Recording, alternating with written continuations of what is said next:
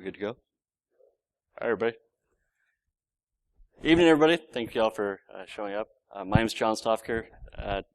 Tonight, I'm going to be giving a talk on how to actualize and weaponize your application delivery controllers and start talking about active defense. This is who I am. It's my Twitter handle. Currently, I work as a security architect for a large consulting firm that is going through a midlife crisis and changing their name. So we put the old name up there because we don't really know what the new name is yet. Yes, but we have to decide how to spell it. I have all the right letters after my name. I didn't put them up here because they last. We all have them. We all understand. So what are we doing here? Why are we here today? In my travels as a consultant and in doing this for a long time, I've realized that our security teams now are being tasked with taking on devices that they were never before taking on. They're looking at application load balancers, delivery controllers, and such that. And I found that a lot of them think of them as little foreign objects that aren't really fun to play, or they just don't know. Our defensive capabilities are a lot of detect and report, and we just kind of take on all that information. We write up these pretty reports, and then we sit down and we don't know what to do with it from then. So about 2 years ago, a fellow researcher, Matt Hoy, and I sat down and we started looking real into active defense. The idea of taking all that information that we have gathered from these reports and doing something with it, doing something about it.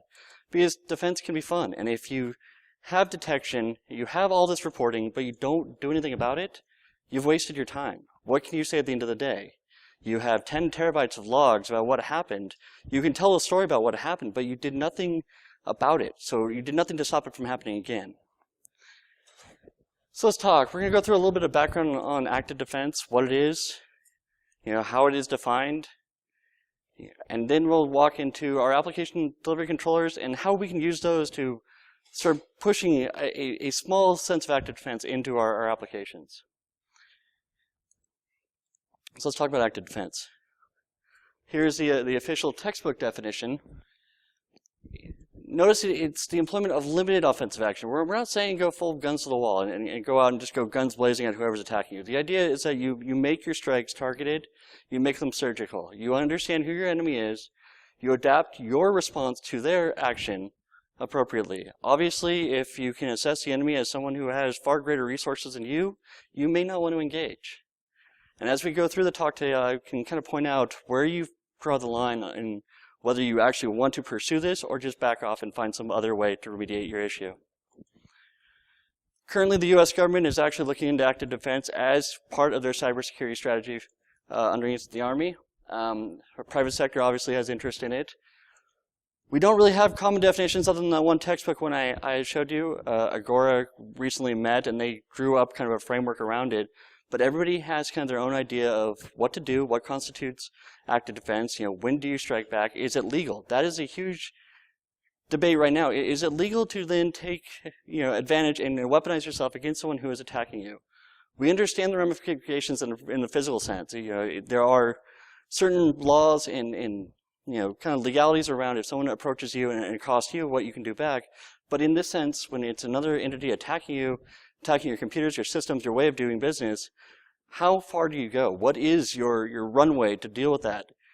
There's no case law, there's no precedent, it's really uncharted area. So above all else, before we get into anything else, I will say, before you do anything in this slide deck, consult your legal teams to make sure it's okay to do so.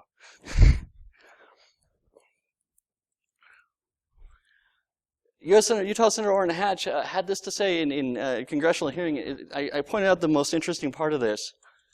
Now that's working. No, you can't see it. The part in red, he's actually coming out and saying before Congress, hey, if we can't do it the right way, and if what we do happens to blow up their stuff, well, let's go blow up their stuff. It's interesting not many people caught on to this in those proceedings. It was about 700 pages of really dry reading, and out of that was the only thing I came up with, and I almost spit out my coffee. It was funny. But it's true, right? If this is the way our government is taking towards this, then we can model our businesses after this and go right along with what the government is doing so that we can stay within the gray shades of the black and white. So what is our role in active defense? I'm going to take some time right now to go through a little primer to bring everybody up to speed on where we're at in terms of information security and information awareness. Because it's important to understand how this all fits in before we start talking about how we're going to play with different technologies. And if my clicker would work, there we go. We all know what information assurance is, right? I mean, this is what we do day in, day out. We protect and we defend, right? Do we also know that in that definition, we do have the capability to react? Currently today, our reactions are literally, writing reports, submitting them to somebody, calling in some other third party to come in and verify that what we saw was what we saw. They rub their magic 8-ball and come up with attribution, and they can say, hey, China did it, and then we walk away. We may go back and patch, right? We may go back and remediate ourselves, make sure that the likelihood of this happening again doesn't stop, but we never take any other stance. Up until now, our current way of reacting is just to, as I call the AT&T moment, where you just pick up the phone, you call the leading cybersecurity experts, and they come in and you never hear about it again. So these are some common strategic attacks that happened, right? I mean, obviously for some of you this old hat, but it's interesting to understand that violation of copyright is considered an attack, stepping stones, pivot and layer. These are all what we day to day are fending off against. Here's some more of your tactical attacks, right? I mean, again, these are just really cut and dry. It's taking the idea of what the enemy wants to get out of us, their strategy, and now these are the tactical methods they use to do it. And this is obviously how our current setup is today. You've got your attackers up there. They usually go through some sort of middleman down to the agents, which are usually unsuspecting people. It's no longer today is it that Joe guy in Russia is actually physically hitting you himself. He's gotten smarter. He's laid himself out to millions of different zombies out there. So the person or the agent actually attacking you may not be your attacker. It may be some foreign, innocent bystander that just happened to get caught up in the mix of it. And cats are always cool attackers. So what do our strategic defenses look like today? I mean, we have firewalls, we have IDSs. If you notice, most of these are very passive devices. They're very collective devices. They're not doing anything to stop the attacker. They are just, observe and report. Your firewall may be blocking ports, great, but it's not as if it's actually giving you any more intelligence about what's happening. And here are some of our tactical defense mechanisms. Obviously, we go through all these things. Again, a lot of this is, right, it is observe and report. So what about how do attacks affect us? In this case, this would be like a small, medium business where they get attacked and they're losing money day in, day out because they don't know what's happening. And this creates a monetary drain on the company that is pervasive. It spans many months. And they don't realize what's happening because they can't see it. It could be a piece of malware on their POS because they use that same POS system to check their email as they do to run their batch files every night. And they're siphoning off 100, 200,000 each week. Business never sees it. And so this line just keeps going up. Cross that with the large attacks over a small period of time. This would be your average broker attack, where you're taking the compensation or the commissions off brokers over a short period of time, but you're getting in and you're pulling out that big chunk of change and you're getting away with it. And here's how we put it all together. This slide represents the attack, how long they take, what their usual time frame is, whether they are a slow and low, where we're just bleeding people out one by one, or if it's a fast, take everything and run. It's important to understand that these two that I've highlighted in bold, the availability of services data and the unauthorized use of resources, are ones where we can interject ourselves and react, right? I mean, these are places where we have something that we can do to not only stop it, but to launch some other countermeasure.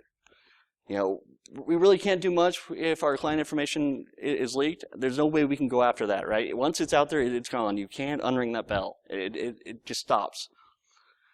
Integrity of financial data systems, there's not much we can do there. Once the integrity is breached, we can go after the people who did it, but we can always assume that that information is lost. But when we're looking at the availability of services and data and the unauthorized use of resources, this right here is your DDoS, and below it we have our common malware. That is something we can do something about. We can launch an offensive because these are things that can stop immediately, and then we can turn around and use to take out our opponents. So what is your reactive model in this whole thing? Well, falling over here. We have the unconscious reaction. So we consider this to be root B, or right out of the box. This is when you first get a box or a system, or you bring it up online, it is in the default state. Nothing's been done to it, right? It's green tree, it's fresh out. Sadly, a lot of companies will take this model and just throw it right in. That is their production ready, go to work, do nothing. Most people can sit in stage 1, which is I've hardened it, I've done my due diligence to make sure that this box is ready for battle when I put it into the rack. Stage 2 of interactive response. This is the oh shit moment. This is the moment you get the email, you get the alert, you get some sort of thing saying, hey, something has happened, you need to react now. So that's stage 2 of response. Stage 3. This is when you reach out and you call that industry-leading expert to help you come in and figure out what happened. They have to assign the attribution. They have to tell you, what went on, or at least certify what you already know. What went on, happened, where it went, what was affected, how do you clean up the mess? Let's go to stage 4. I like to call it switching to guns. This is where you take everything that leading person told you, and now you find some way to operationalize and to use that for your advantage. Whether it means taking that information, finding the responsible party in the physical space and taking advantage there, or identifying the target and launching some sort of countermeasure. This is taking, where we used to stop at stage 3 and say, okay, great, we got the report, we're going to go off and do other stuff. Now we're taking it to the next step. Stage 4 has four parts. First one is recon. It's important, probably the most important part. We need to know who our attacker is, who our enemy is. Recon can take everything from raw text reports down to going through, if it's pervasive, if it's a DDoS attack, we're going to go look through the WHOIS database, figure out what networks they're coming from. The idea behind the recon is to assess their ability. What do they have available to them? Are they a nation state? Do they have all the resources of a nation state? Are they, a pissed off former employee that's sitting at home? What is their capability, and how do I defend against what might happen? Actually, go back. The second one, 4.2, is the non-cooperative cease and desist. This is when you actually tell them, or if you figure out who they are, you send a letter, or you call them up on the phone and say, hey, man, stop it. Do the chivalrous thing, give them an out. They could hang up the phone on you, they could laugh at you, and that's fine. But you've got to give them that out. You've got to make that first contact, say, hey, I know what you're doing. Just put it away, stop it, let's go. If you can't find a way to contact them, then we go to 4.3 is counteroffense. This is where you actually launch your counteroffense. You launch whatever it is you're going to do to make sure that they cease what they're doing and you can go on with business. 4.4 is what we're going to be talking about today, and it's kind of the outlier. It's preemptive defense. This is where you aren't taking an active stance of defending, but you are sitting there waiting that when something happens, you have an immediate response to it. Things to ponder. And these, if you're thinking about going down active defense, you should write these down in the first page of your incident notebook to read over when you walk down this path, because it's one of those journeys that you really can't turn around from. Once you start this ball rolling, you can't unring you can't step out and say, hey man, time out, I was just kidding. I mean, it is a process that goes on till the end. So the first one, and this is one for everybody to really think about, is, are your losses really worth the risk? Is what you're losing today worth the risk of what could happen if this all goes sideways? And who was it? And do you know? Do you know who it was? Do you really have a good idea of who it was? Because without knowing, you're firing blind into the night. And then what are you going to do? Have a plan as to what you really plan on doing. What do you expect to achieve on the end game? Is it to shut them down? Is it to obliterate them? Currently, right now, the RIAA is going after Cloudflare because they let a music sharing site back online, and they want to shut them down. They didn't go after the company. They tried suing them. That didn't work. So they went after their provider. It's a roundabout way of getting to their end. And then the last one is, what do you expect the blowback to be? If they do have capabilities, are you willing to take on and poke that bear? What is your personal risk? Not just organizational risk, what is your personal risk? Are all your affairs in order? Can you make sure that they can't provide those same OPSEC and dossier building utilities on you? Can they go and find your information? And are you prepared to enter that battle? Because it could get ugly. Is your full profile on LinkedIn? So if I can go look and find you and trace you back to where you're at. Realize that when you start into these things, it can get scary. But it goes back to that first question: is it worth the risk to your business? Who are you going to call? Who's going to be your backup? Who's going to be your mentor? Who's going to help you out with this? You can't do it alone. You're going to need somebody else. You're going to need someone to bounce ideas off of. Then it goes back to who and what is the target and how do you know? We keep asking that question over and over again because you got to be really sure of the evidence you've gathered. It can't be some really flaky, shaky evidence that just points to some giant nation. It has to be specific. It has to be something you can actualize. And then who defines in your organization what active defense means? Does it come from the low-end engineers, analysts, or does it come from up higher in the food chain? And the last one, the one you always want to think about, is there another way to do this? Is there another way to achieve this end? So let's look at our defenses. I take the example of our web application stacks because they're most prevalent today. They're in everywhere, and they usually comprise the same core sets of things. You have your ADCs, your web servers, which are your front and back, and your database server. So what is an application delivery controller? Anybody want to answer that? I got the answer right up here. It literally is a giant reverse proxy. Of everything it does, it ends the communication with the client, starts up another communication with your server in the back end, and just pulls the two tubes together, and it holds it there. What's interesting about this is that you have effectively created a man in the middle. And with what I've been seeing in the enterprise, more security teams are having to take over these boxes because they purchase WAFs, and the WAF is built into it, and we see the WAF as a security device, so we give it to a security team, and they're like, well, you take the whole device. Most guys I talk to are like, well, the load balancer, that's like a switch, it's an IT thing. But if you think about it in terms of our context, it is an authorized man in the middle. We all know what we can do with a man in the middle. We can have some really fun times with it. So let's take those ideas and get rid of the word ADC and just put in man in the middle and see what we can come up with. The interesting thing about most ADCs is they not only operate at layer 3 and 4, which is fun, but they also operate at layer 7. Understand that we have the full availability to look at everything inside the protocol to make some sort of decision about that traffic. So we're not just relying on IP addresses and ports, but for some of them we can actually get down into looking at different ways the application is being accessed. So here's a slide. I got it from a vendor, but it was probably the best one that explains everything. I'm sorry, it does not mean that this vendor actually has anything to do with it. But as you can see, we have our ADCs in layer 4 through 7, as well as straddling between 2 and 3. It's an interesting place to be because, again, we actually have a device under our control that can speak the protocol to the client, that the clients trust, right?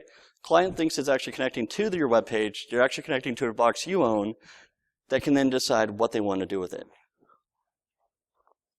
So what is reverse proxy? As I explained before, most of us understand the idea that the client connection comes in, we stop it, we create another one on the back end. We are brokering in between. Kind of looks like this.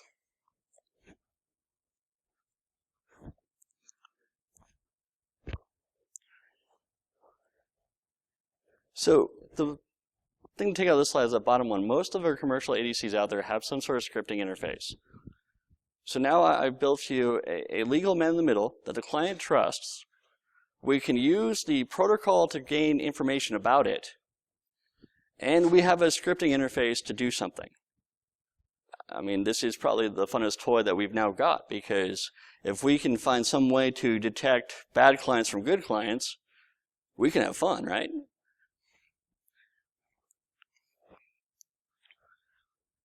So as I said before, we have a client that they're willingly connecting to us. These people, these bots, these scripts, this malware, they're willingly connecting to us under the guise that they want us to think that they're a client. They don't realize that what they've actually got is a security device in front of the application that now is armed to do something.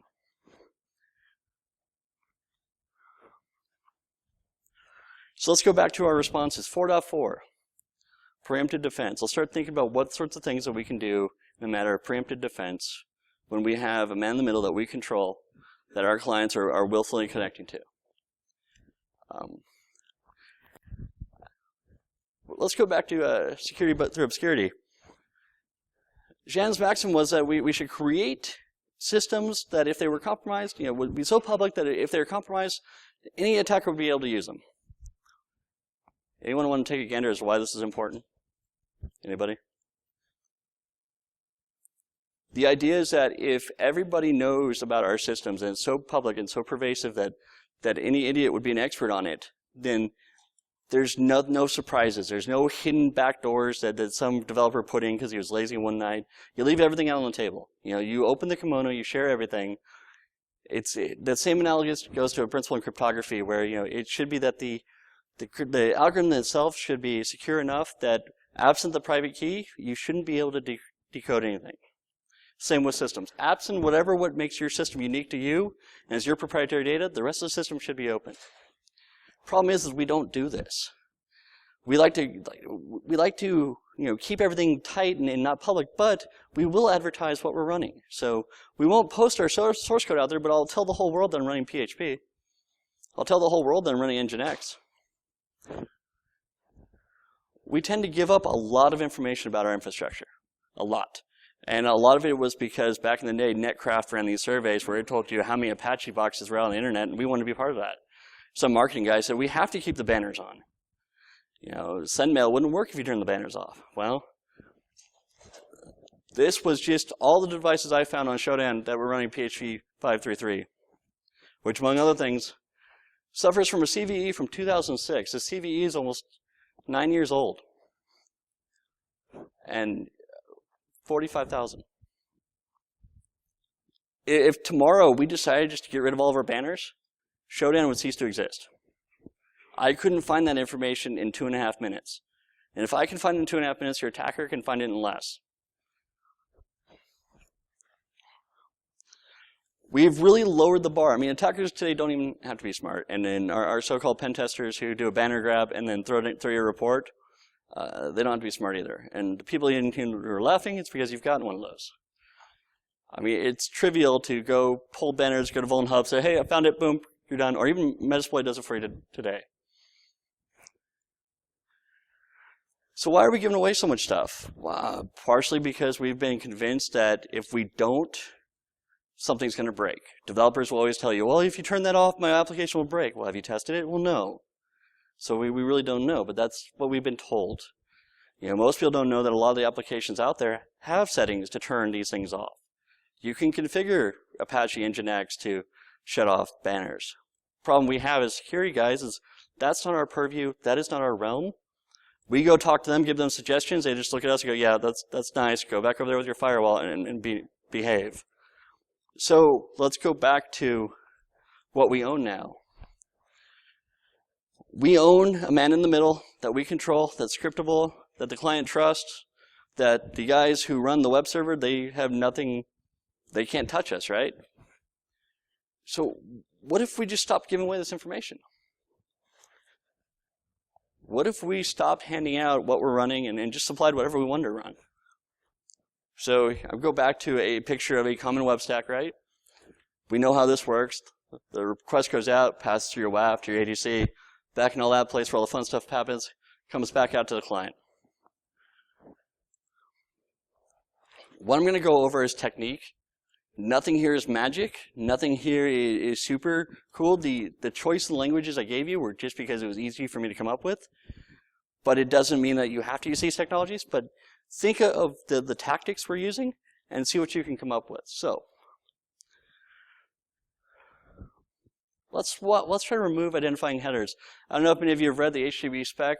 Doesn't require any headers at all. It is only the applications that we use that supply them, and it's quite trivial to turn them off.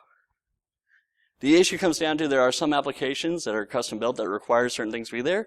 It is a good idea to work with your developers to make sure that you are passing the correct things, but you don't have to send a server banner. You don't have to identify yourself to the rest of the world. So in F5, we can create a simple I rule. It is literally one line. It's that line right there. In this case, all I'm throwing back is content type and connection. The reason we had to throw back connection is the F5 actually had a bug where if you didn't, it would hang open and it would never close, and your box would run out of memory.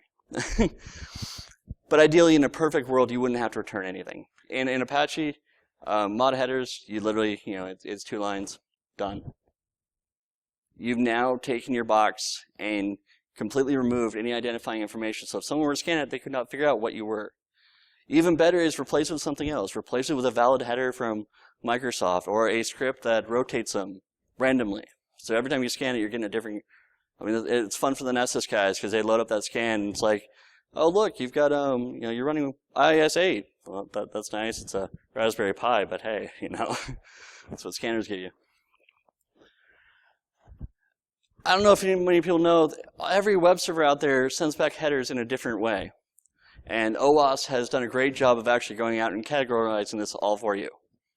I didn't realize until I started doing research on this project that everything is different, and sure enough, I went through and I looked at them, and they do order them in certain specific orders every time, but they're all different. So what if you had a way in your ADC, which you own now, you control, just to reorder your headers randomly?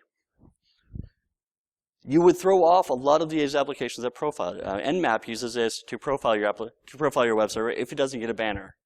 If it doesn't get a successful server banner, it will go through and look at the way you're sending out your headers to determine, at least with a little bit of accuracy, what you're running. So you can use Apache mod headers or Nginx. You can use your ADC. Most of these things you can do at this end. You can also do it at the web server, but I'm going on the assumption that most of you guys don't have direct access to your web servers. That's why we have to go a level up. So yeah, Sleepy Kitty just told me that was yawn. So what else can we do? Anyone want to do some client-side fun? So one thing I learned throughout this research is that people who write malicious software, they have bugs too. They have some bad bugs, actually. And they don't offer bounties for them. And they don't really fix their stuff either. Not many of the botnet creators do regression testing. So even if you do actually, put a note in their forum that they have a bug, they don't really go back and fix it. About 80% of the ones I tested didn't do input validation. So I thought it was odd that when you're exploiting a bug about bad input validation, that you yourself in your application would not put in input validation. But it goes back to my idea that it is easier to point out flaws than it is to fix them yourself. So let's go small. JavaScript. Most websites today are running Ajax. So if a client was presented to your website and didn't have JavaScript enabled, why are we letting them through? Why are we presenting them the no script tag? I get in 1995 when it was invented that was cool and we needed some sort of way to bridge, right? It's 2015. People really should be stopped using IE3. We really should just let it go. Or if we have to, send them a no-op, send them some sort of way to validate that they actually are a human, not a bot, and then let them through. But if they don't have JavaScript, they can't use your application, they're not going to be able to buy whatever widget you're selling. And that's the whole point of being here, right? Is we need to make money. So why are we wasting resources on people who we can never make money off of? The last one here is something that we always had fun with is you can send your own beef to the client. If you have a client that doesn't match your spec and you presume that it may be someone with malicious intent, why not send them some exploit framework or whatever junk you want to send them? The idea is that their intentions may not be the best because they can't even operate your application if they're so woefully behind. All right, that was small. So what if we could identify what our attacker is using? What if we could identify exactly the piece of software they were using and we could craft an exploit, or we had a bank of exploits ready to go for that, and then we could send that to them? You know what this sounds like? I mean, we're identifying a target, and we're propping out the perfect exploit for it, and we're delivering it to them. And I started thinking about this, and I'm like, well, that's great, but how would we get down to figuring out who our attackers are and what they're using? Well, unfortunately, what I found out was that most of our attackers don't bother to change their user agents. In fact, they walk into the room and they scream out their name. And even the tools I found that had options to change their user agents, most of the people running them did not. I had boxes set up for over 3 months, and I went cold through it, and you wouldn't know how many people left the default SQL map user agent in there. So now I know that a pretty good idea that our enemies aren't changing their stuff up. They're really not trying to hide themselves. So where can I go with this? It is entirely easier to enumerate all that's good in the world than to try to count everything that's bad. It is extremely easy to find all the valid user agents. There's a website. There's 2, actually. It's extremely hard to enumerate all the bad user agents out there because I really don't care. If they are something that I have a small list of clients that could use my application, why would I want to go and start typing out everything bad in the world? I'm lazy. I would rather take that small list there and say, all right, these are the clients that can use my app. Everything else I consider to be a threat. Now, we can go on our varying degrees of threats based on what their capabilities are, but I can truthfully say that this small group right here are our legitimate users. The rest are threats.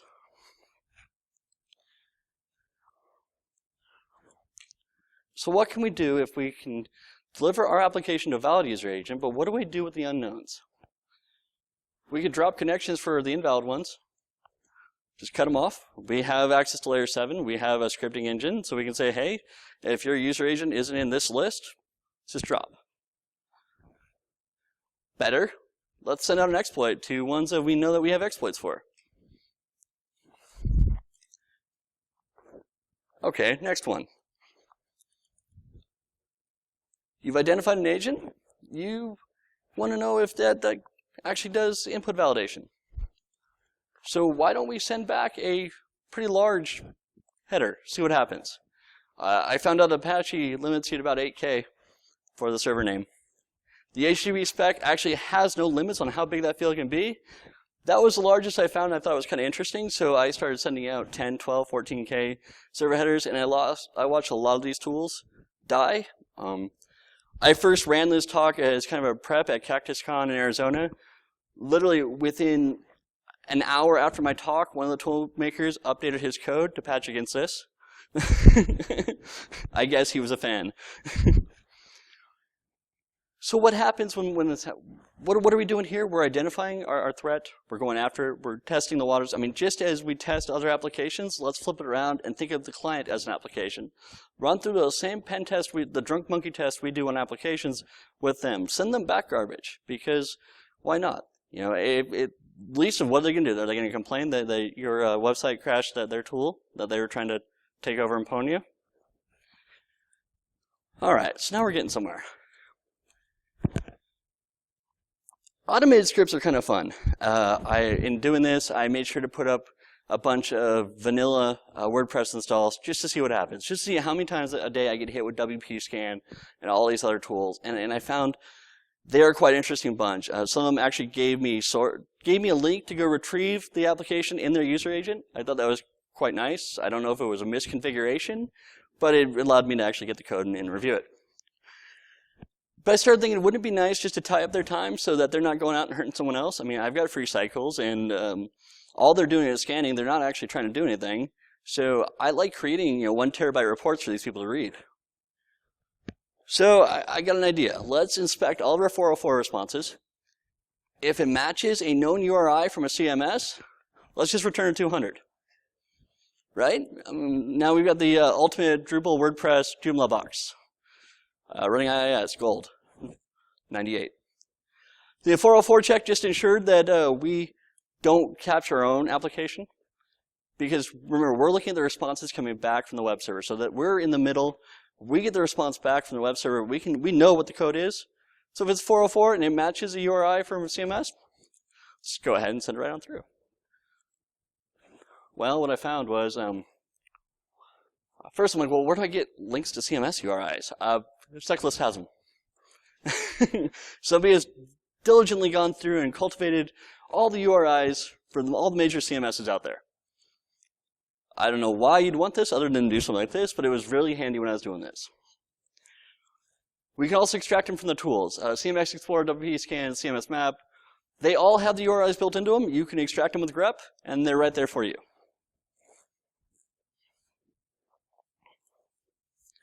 So what did I find out? Some of the tools actually check the size of the reply.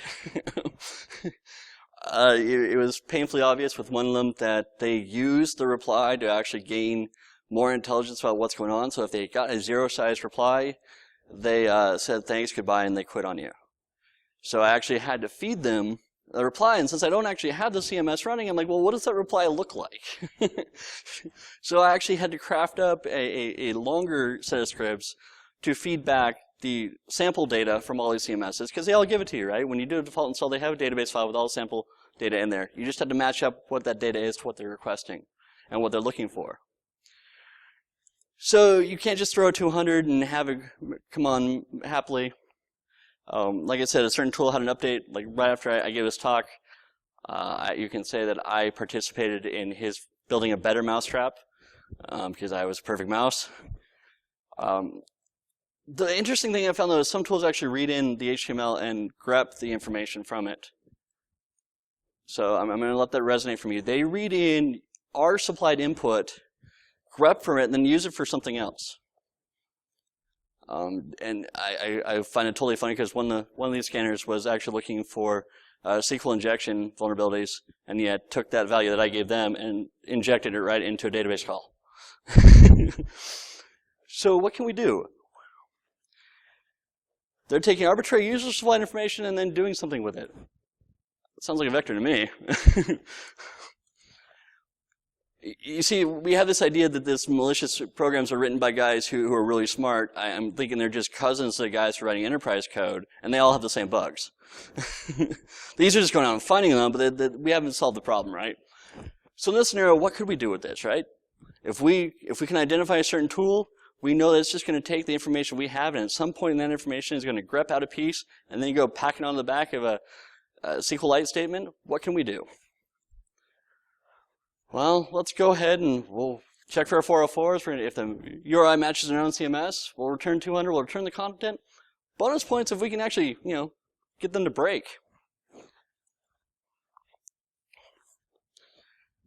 They assume incorrectly that the CMS they're looking at is actually, one, working, but two, is stable, is viable, is actually run correctly. They're not realizing that what they're attacking is us in our weaponized ADC. So some of the things we did, command injection on the client side was always a fun one. I actually got this one to pull off, in which we started pinging ourselves back. Think shell shock. All this from a page they were running across when they were blindly scanning me. So if you can imagine the look on their face when they're throwing off the scanner, blindly scanning, and then their machine just starts churning out and doing other stuff. Arbitrary reading files was interesting. Information exfiltration was one I got to work on with one script, and it was getting it to make curl requests to a box that I had and literally tack on the contents of the file at the end of the URI. And so I just go through my logs, and there they all are. I'm sure you guys could go farther with this than I ever did in playing with it, but it was the idea that all I'm doing is the same attack they're trying to pull off of me back to them through their client. So we now can waste their time and resources. We can execute code, our code on their server. We can get them to give up information about themselves and to hide, or to, not hide, but to give up that element of surprise. So, it's out of place. What else can we do? We can do geofencing. Anyone know what geofencing is? Okay, so most ADCs have a GeoIP database in them, or a capability to add that on. The idea is that if your customer base can't do business with you from a certain country, you really shouldn't expose yourself to them. If your product isn't sold in China, there's no way you can make any money selling to the people of China. So being available to them only opens up your threat landscape and does nothing, doesn't bring any value into the company. Now, I know a couple marketing people in the back are raising their hand, but marketing needs, we need to market to them because some businessmen can be on vacation in China and need to buy our product. Is it worth it? We go back to the question of value. Is that exposure worth the price of being left vulnerable? You need to preserve your resources for those people who can actually buy your product because they're the ones who make your money. They're the ones who keep your lights on. So having an idea of where your customer base is located and only being available to them. I mean, it's pretty simple in the ADC. We have an ability to look, take their IP, run it against the GeoIP database. Now, some people will say, well, you know, the GeoIP database can be wrong sometimes. What's your margin of error? What are you willing to expose yourself for that 1-2% chance that maybe you get some legitimate customer who then only had an 8% chance of actually buying something? To me, that's minimal compared to the cost of a breach or the cost of leaving yourself open. Sometimes it does take getting the math book out and showing them that problem, because people think just in sales, they assume that 100% of people buying or going to your website are buying your product 100% of the time. And we know that's not the case.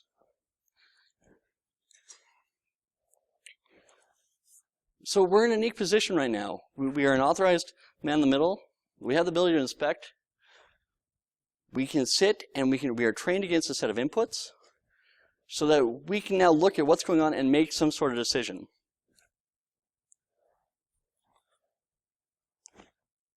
It can be pretty subtle. I mean, this doesn't have to be huge and be, you know, guns blazing. We don't have to fire off, and we don't have to do every single one of these techniques. We don't even need to do one of these techniques. But the idea is that if we start doing more to react back, we're going to see the attackers either A, get smarter, or B, leave, right? They'll move on to the next guy. The idea is akin to putting a sign outside your house that, you know, says you have a burglar alarm. Most burglars will walk past that and they won't even touch your house because they would rather go to the one that doesn't have the sign. It's an easier mark, right? If you can show that you have some teeth, you have some capability to react, and you have thought about it. Today, this was only, you know, preemptive defense. I can talk for hours about other ways of doing actualized attacks, but these are just subtle. Most of the time, these will get past, you know, most of your managers and management. They like the idea of being able to isolate and understand who that particular attacker is and focus there rather than the accidental customer getting swapped up in it. All right, now that I put everybody to sleep, any questions?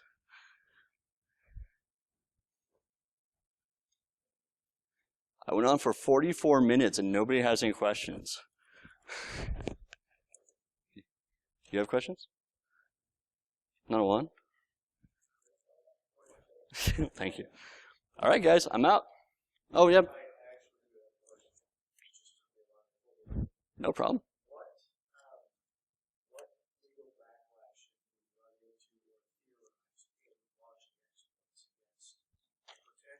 It's kind of interesting because I had this conversation after my last round of talks with a lawyer who was in the room. So it comes down to every lawyer I talk to has a different spin on it because there is no case law, and that's what lawyers really live off of. They live off, you know, what's precedent, and there isn't. The best thing I can go back to is now we have testimony from our congressman saying that they back it. The U.S. Army has written a lot of good information on exactly how to pull this off and strategize it. So if you can always go back to what your own government's doing and use that as a basis of not necessarily your right to do it. I hate to say that word, the right is overused, but at least it's one of the tools you have in your bag. And then from there, again, you have to weigh all those, you know, things. It shouldn't be the first thing you go to. You know, your first response shouldn't be flipping to guns and just going full bore at it. But if everything lines up and you check off all the boxes, you know, make the smart move. Did I dance around that well? Yes, sir.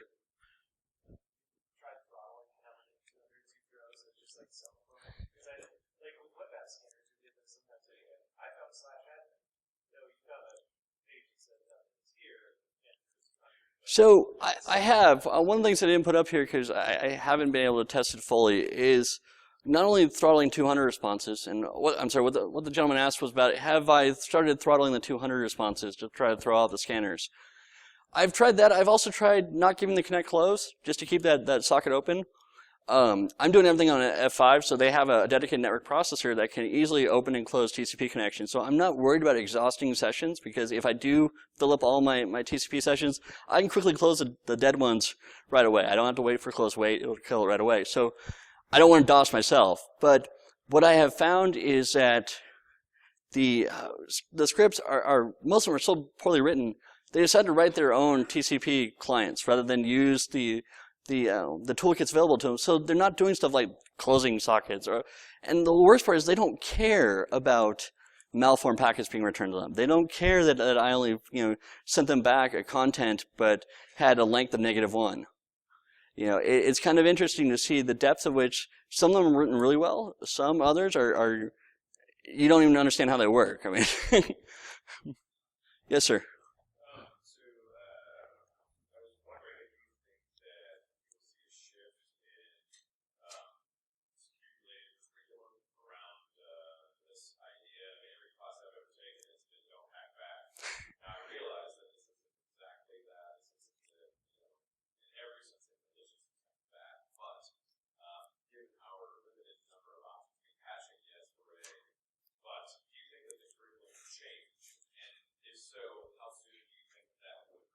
I'm hoping to drive it. I want to see the curriculum change. The problem we have right now is nobody wants to take responsibility for saying, yes, go hit that button. It's a lot easier to sit back and play the defensive role and to say, we're just going to observe and report and go patch our stuff and move on. But the way I feel is that we're not doing ourselves any good. We are the victim who are just going to be a victim again. We're not standing up and saying, hey, get off my lawn. We're just kind of sitting back and going, well, we took it on the nose. Well, let's go move. So I'm hoping that the curriculum changes, and it's already changed a lot this year from when we started doing this research 2 years ago. I mean, and even then, from 2 years beyond that, I mean, we are getting push. You've got a lot of people writing policy now to kind of framework around this. I mean, a lot of us have ideas, but none of us can write policy, right? And so the big people who do write them and they're coming up with good policies. It's not lame. It's just it's taken a while to explain it to the smart people so that they can do what they need to do. Yes, sir. It's the same concept. I mean, yeah, potato, potato.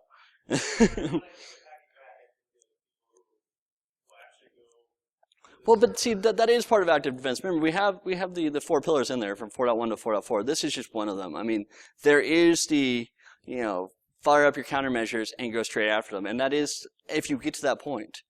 The last talk I gave 2 years ago, we walked through exactly that, and we had some scenarios where we had one instance where we found a guy and we decided to make a call to him and spook him and say, what the hell? Because again, it was a situation where we went through our recon.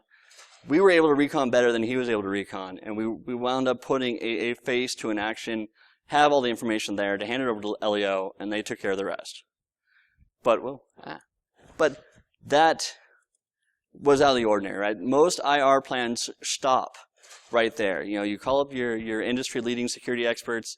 They come out. You pay a lot of money. They hand you a report, and you spend the next 6 months patching your systems. And then you forget about it. You move on. There's never that message that gets sent out that really don't do this again. And a lot of people get repeat attacks happening because they know that there's going to be no response. If I was an enemy actor and I understood that there would be no response, there couldn't be a response. If I knew that your company policy was that you did not respond, where do you think I'm going to target? Anything else? All right.